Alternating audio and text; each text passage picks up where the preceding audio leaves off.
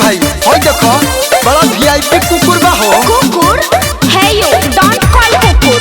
मतलब कुकुर के कुकुरे नु कहाई कि का कहाई। दिस इज माय बेबी। बेबी हम कहाँ जाई रे। देखो मेरी बेबी के बारे में कुछ मत बोलो।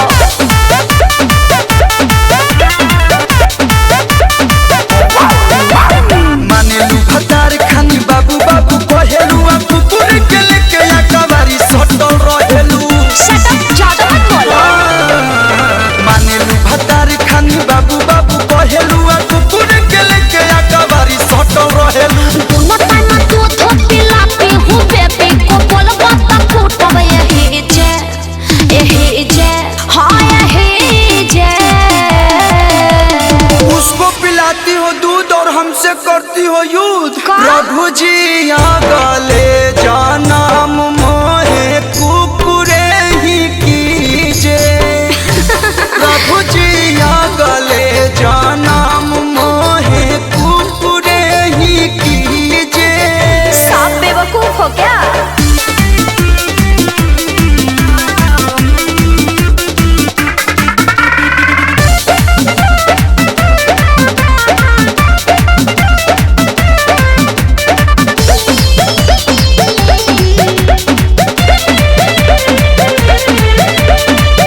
कुकुरे के निमन बनसीब हो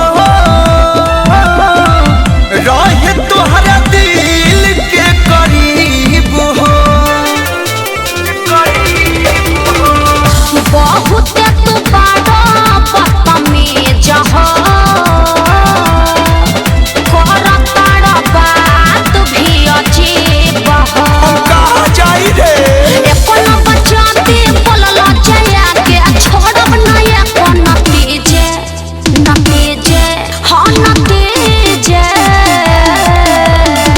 ई कलयुग में इंसान के कदरे नइखे। हाँ ना? प्रभु जी आ गले जानम मोहे कुकुरे ही कीजे।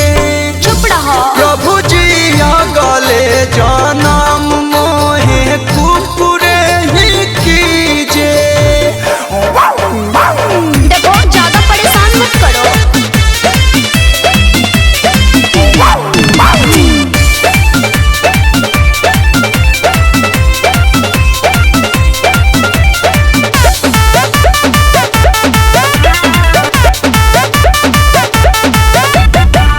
चिपकल रहो त बदहन से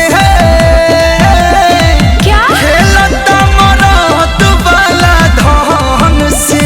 ज्यादा चलो ना। मैं जुठिया के रख देले बा। सोनू सुधा कर रहा हो समय, लोला को चबा दे बरवसान से। चुप नहीं रहबा कलू से कहबा, देही को बचा दे है डीजे हाँ डीजे।